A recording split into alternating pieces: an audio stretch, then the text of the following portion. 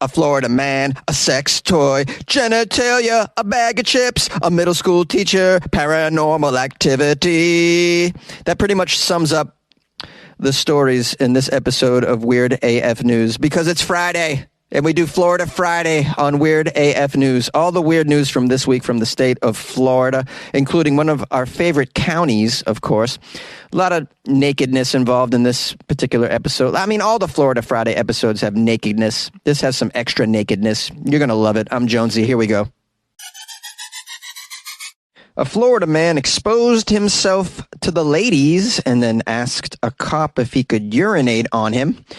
A 44-year-old Florida man from Ocala was arrested by the sheriff after he was accused of exposing himself to a couple ladies in a parking lot. These Florida parking lots, man, not safe places. You don't know what's going to happen. Someone's going to poop on your shoe, expose themselves. Especially the Walmart parking lots. I wouldn't go to a Florida Walmart parking lot unless I was wearing like a suit of armor and had a sword. Then I would maybe feel safe. Then someone would just electrocute you. So maybe that's not safe either. All right, I've gone on a tangent already. I apologize. It's Friday. I'm highly caffeinated. So it says here on Tuesday, the deputy responded to the Lowe's home improvement store. Oh, a Lowe's parking lot. That's right below the Walmart parking lot. They responded to a reference to a suspicious person in Florida. Like that's... We got a suspicious person. Yeah, in Florida, a suspicious person is naked, wielding a blowtorch. Okay, upon arrival, the deputy made contact with the two female victims who told the deputy that Christopher Todd Pisatelli, that's appropriate because he later in the story asks to urinate on the cop. Pisatelli. What did Pisatelli do? Well, he exposed himself to the two ladies in the parking lot of Lowe's. These poor girls are just there to buy some wood, you know. He's like, you guys want some wood? I got wood for you. Now, of course, the Florida man doesn't flee the scene ever. Pisatelli was at the incident location when the deputy arrived, probably had his pants down still.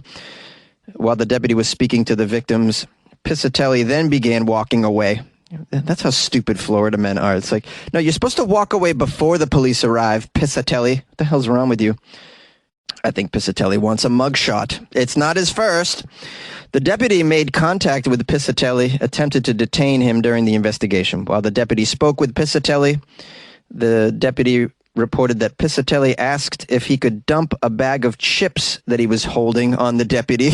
Can I dump my bag of chips on you? Can I get these bags, a bag of chips on you? Yeah, I need to put the bag over my junk because you're here now.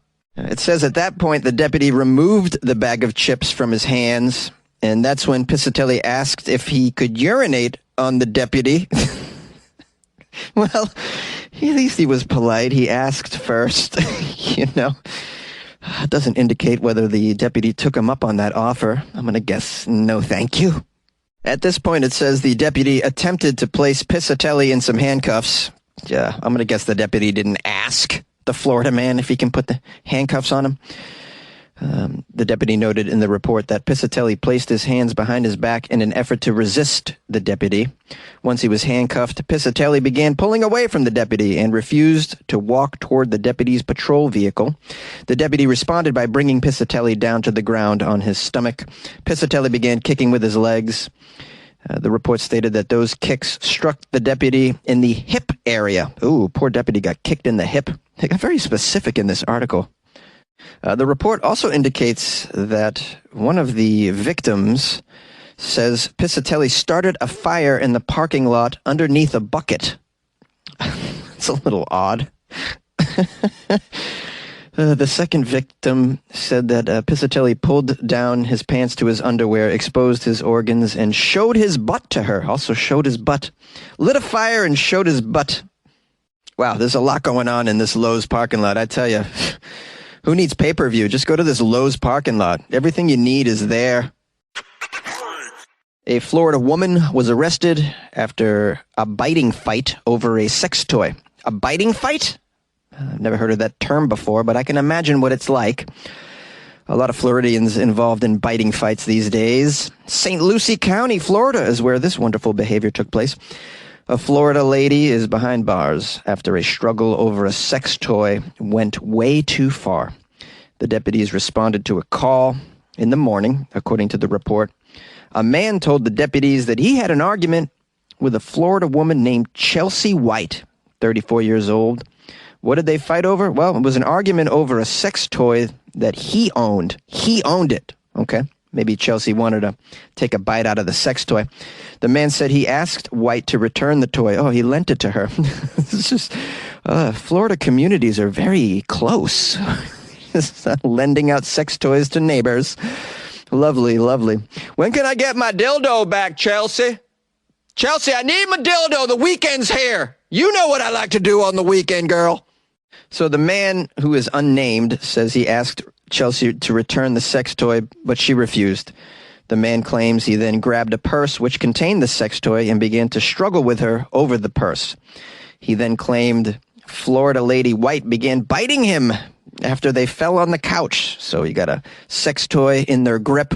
They fall to the couch. She starts biting him. The confusion. The victim says, quote, he punched White to make her stop biting him. Deputies say White suffered a bruised left cheek, we assume is from the punch. Now, Chelsea has a certain side of the story. She claims the victim started it all, and then she had to kick and bite him to get him away from her. The deputies say they determined that Chelsea was the primary aggressor after they heard both sides of the story and probably smelled her breath, I'd imagine. Chelsea was charged with some battery and booked into the St. Lucie County Jail. St. Lucie County Jail, a place where I assume there isn't any sex toys. You have to make them. Those prison sex toys that they make. They're very inventive in prison, though. They make, like, knives out of popsicle sticks. I'm sure they make sex toys out of the various objects that they come across. Like, maybe they tape, like, 25 sporks together. It's like, you want to play with my double-sided spork dough? Spork dough? Dill spork? Want to play with my double-sided dill spork? Is that it, guys? Did I nail it? I'm going to be selling double-sided dill sporks that say Weird AF News on it. Any takers? A Florida man blames paranormal activity for driving a car without tires. That's a very odd title. I love it. Can't get enough. When you combine Floridaman with paranormal activities, whoo boy, hitting the mother lode.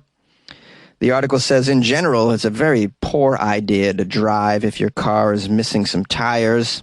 It's bad for your wheel. It tears up the roads. If you're missing more than one tire, it's the worst. But what if you've been cursed and need to escape to safety? Yeah, what if you're cursed? That's a reasonable excuse, right? Turns out, at least in Florida, it's not a reasonable excuse. The media reported that deputies pulled over a driver at 4 a.m. when they noticed his car was missing 2 tires. When the deputy asked about the damage to the vehicle, the driver stated someone had put a curse on him and that he hit a curb a little too hard. I'm very concerned with the curse part.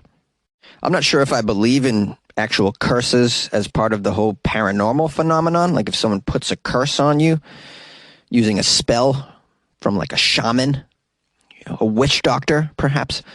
It's definitely a curse if you're born in Florida. I mean, I think that goes without saying. So in a way, this guy is cursed. He's in Florida. Poor fella. So back to the driver who says he believed he was cursed. He claimed he felt he only had 2 options after realizing that he was cursed. Try to make it home or set his car on fire and sleep in the median. Sir, why is your car on fire and you're sleeping in the median? Because somebody put a curse on me. It's paranormal activity. It says here, for some reason, the officers didn't believe the Florida man's explanation. For some reason? What could that reason be? Got me. The deputies asked the 29-year-old driver to submit to some sobriety tests because they believed that other kinds of spirits were involved in the situation. And I believe they're probably right. That was a good hunch. Now, after they asked the Florida man to submit to the sobriety tests, things went downhill from there, it says. Well, things were already downhill. But it says they went further downhill. because the man, as he was trying to escape the evil spirit, he tried to run away. He also spit on the deputies and threatened to attack them. He kicked at them. He actually tried to take one of the deputies' tasers from its holster. He screamed, "If you mess with me right now, let me tell you something. I'm going to break your head with a baseball bat. I'm going to skin you alive." It's a very specific threat right there. Hit you with a baseball bat and then skin you alive. Huh. The man was charged with a threat against public servants and, of course, driving under the influence. Says here, hopefully this can serve as a lesson to everybody. If you've been cursed and are fleeing some obvious paranormal activity and you happen to destroy your tires in the process, do not keep driving. Instead, you should set your car on fire and sleep in the median. A Florida teacher was spotted completely naked in public. This really isn't news, to be honest with you. How many teachers in Florida are involved with some public nakedness and genitalia fondling? So many. Oh, the school system in Florida is just really pumping them out. This took place in a particular county in Florida. Can you guys guess the county? Come on now. You know the county. Pinellas! Come on, guys, say it with me. Pinellas County! I believe the Angry Florida Man is from Pinellas County. Love to hear from you, Angry Florida Man. Please call the show, 646-450-2012. Talking to you, Angry Florida Man. Back to the story. A Pinellas County middle school teacher was arrested Thursday. That was yesterday. The teacher was spotted in public, completely naked. And not just naked, but committing acts of sex. Ooh, let's keep reading and find out what those sex acts were. I'm going to assume that they involve being alone, these sex acts. Although in Florida, people might approach you when you're completely naked. I don't know what they want down there. Maybe another completely naked in public person sees you completely naked in public. Like maybe you're completely naked coming from the Lowe's parking lot. They're completely naked coming from the Walmart parking lot. And then you guys just happen to be neighbors. And then you meet together on the sidewalk. That's a nightmare. I don't want to imagine it any further. We have Jesse Schroeder, who is listed on the Pinellas County Schools website as a social studies teacher at the Carwise Middle School. Well, good luck with your teaching career after this, Jesse. Jesse was spotted with his pants down outside a condominium complex. This is according to an arrest report. Deputies say Schroeder was spotted by a neighbor while he was walking with no shirt and his pants pulled down towards his knees. The neighbors told the authorities that Schroeder's sexual organs were exposed as he walked around her parked vehicle. That's very odd. Just thinking about rubbing up against the vehicle, maybe? This guy's got a parked vehicle fetish. That's what I chalk it up to. Schroeder then continued to expose himself as he was walking out of the parking lot from the neighbor, heading towards an adjacent road, and obviously looking for other more sexy parked vehicles. He then returned, though, and at that point he was completely nude, so he had somehow gotten rid of the pants. It's hard to walk when you're naked and your pants are down at your ankles. You can't get very far with that. Difficult to dry hump a parked car when you have those pants around your ankles. You know, you want to get up on it, get up on that bumper, you know. So the pants hinder that sort of activity. Now, in addition to rubbing his genitalia against the parked vehicle, authorities say Schroeder can be seen in a video rubbing his genitalia on the railing of the condominium's stairs. Just rubbing it on the railing. Some of those railings, though, ooh, they're pretty sexy. Especially when they got a brand new paint job. Ooh, them sexy-ass railings. He then thrust his hips against a pillar of the apartment building. He's just trying to find the hardest thing to rub his genitals against. When the car doesn't work, he goes to the railing, then to the pillar of the building. Now, when Schroeder was asked to explain his behavior, he told the authorities, quote, his quote is, "I cannot explain it."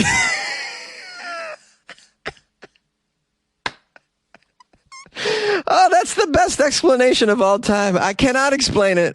This is Florida. I mean, who can explain anything? I cannot explain it.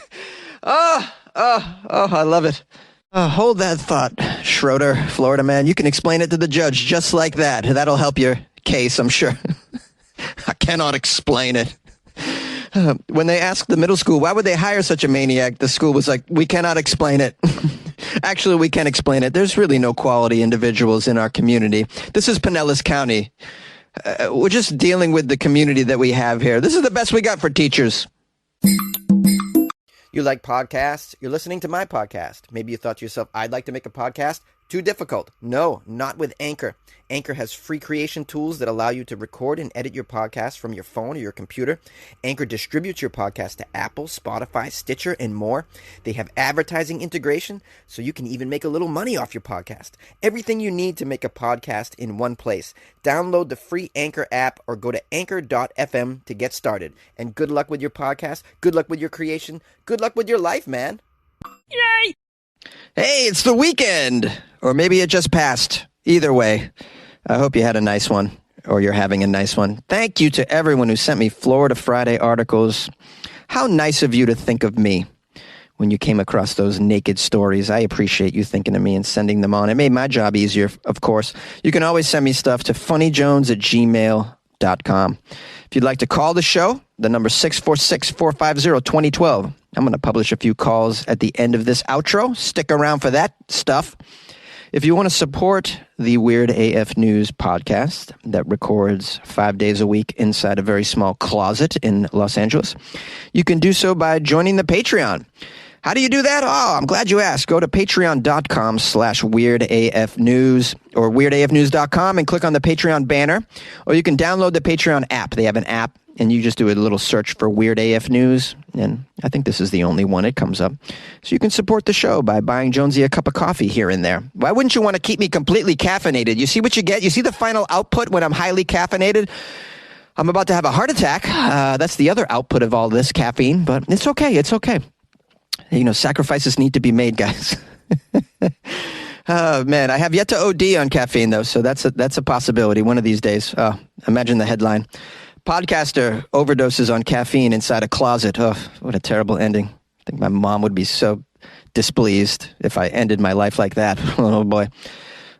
Also, if you go to weirdafnews.com, if you don't want to join the Patreon, you can just make a one-time donation by buying Jonesy a cup of coffee. It says, there's a little banner there that says, buy a cup of coffee. Just click on that, and you can buy me 1 or 2 or 10, whatever you feel like, and then you never have to engage with me again. So that's a thing. All right. Anyways, I love y'all, and I appreciate the time that you spend with me. I hope I was entertaining and educational, and I hope to hear from you, and I hope you have a wonderful weekend. All right. Take care of yourself. Be safe. All right. Careful. Hey, Jonesy, it's Lily.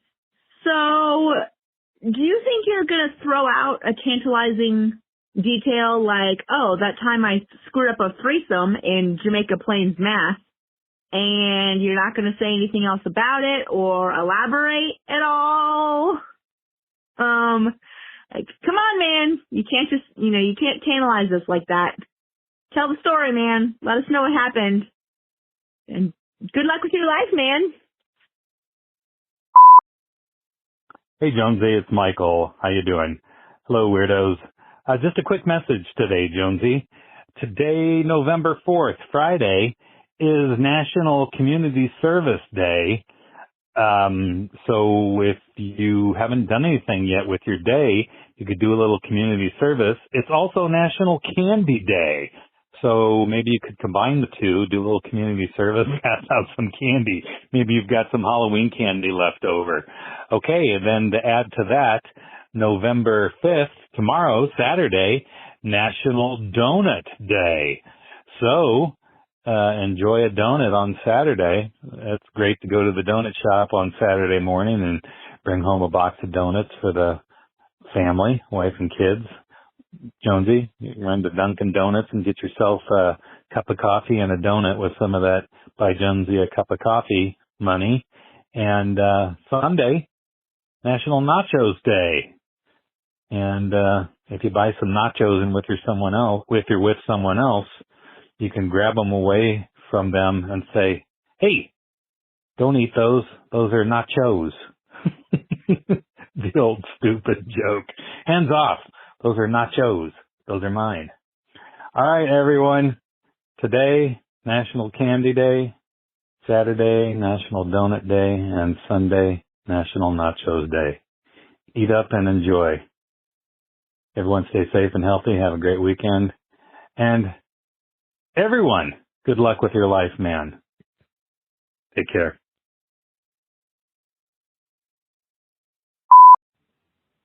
Hey, Jonesy, it's Michael calling from Iowa City. And on Thursday's podcast, you stated right off the top you were feeling good, and you said it was because you were high. And I think maybe because of that, as you did the outro, you weren't quite comprehending a statement that you made and the handle of one of your listeners who donated coffee to you. You enjoyed his handle, his account name, and said that he sounded like maybe a storybook character who might have a koala as his best friend. And, you know, at the beginning, it sounds true. Like maybe he's like a Peter Rabbit or a Peter Cottontail or maybe like a Teddy Ruxpin. But anyway, the account name and a person's name was Peter Tuggins.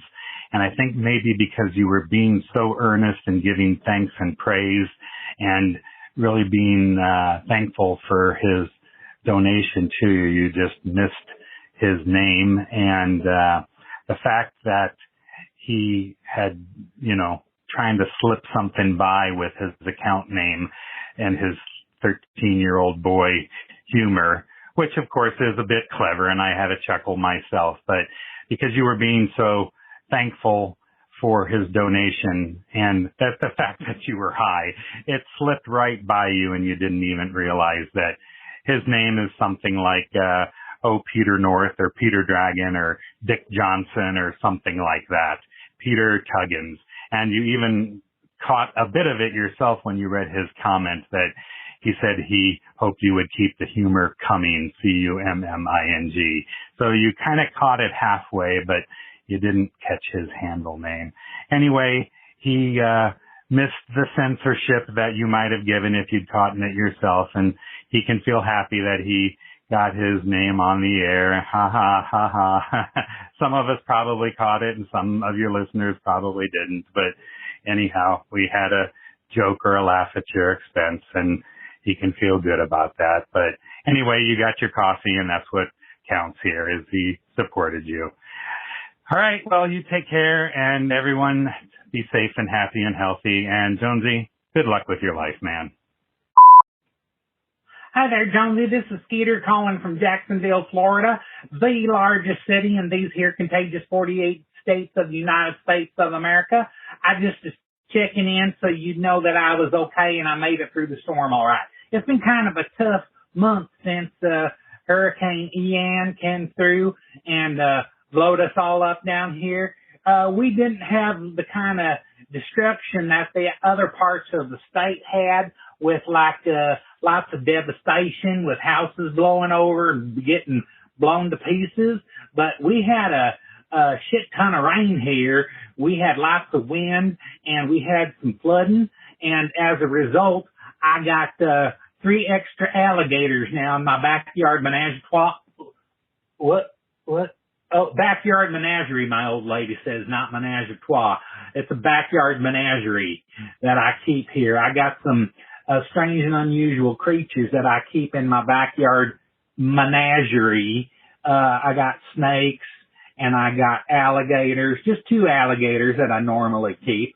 I got some snakes and I have 1 iguanas, but because of the storm and the cold, the weather, I keep one iguana inside of a heated aquarium, and because of all of the wind and all the rain, we don't have iguanas in my county because it's too warm here, but the adjoining county does have iguanas. It's too cold where I'm at because we're too far north, but the adjoining county, they have iguanas. But because of all the water and such, I have 1 extra iguanas right now that I'm keeping in my backyard menagerie. So it has to be in a heated hibernarium, aquarium kind of thing where you have a heat lamp in there, because it gets too cold at night for iguanas. I mean, if they're too cold, like it gets down too cold at night, they'll fall right out of the tree. So it's like it's raining iguanas. So I got 3 extra alligators right now because the ponds that they's in, they just filled up so much that the alligators was just floating right out of the ponds that they're supposed to be in. Like if they had fences around the ponds, they's just getting right out of their caged in areas, their fenced in areas, and they had alligators just in the streets. I mean, you could sing your alligators everywhere song, and that's really what it was like. I mean, they was in the streets, they was in people's backyards, they was getting in people's pools, they was getting everywhere. So like the local, sheriff and alligator catchers, they know me and that I can take care of them. So Hi, it's Abby again. I feel like I've been calling a lot, but I have some comments about the IKEA horror game. There's actually a book called The Horror Store by Grady Hendrix, and it's literally a horror book about IKEA, and like undeniably about IKEA. And so I wonder how they felt about that, because he's a pretty big horror author, and they let that happen. Would recommend is actually absolutely terrifying. So I'm wondering if the game has anything to do with the book, because it is like a survival in IKEA type thing. Which sounds dumb, but it was really scary. Crap, I was going to say something else, and now I don't remember. Well, I guess that's it. Keep it weird. Have a good day. Bye.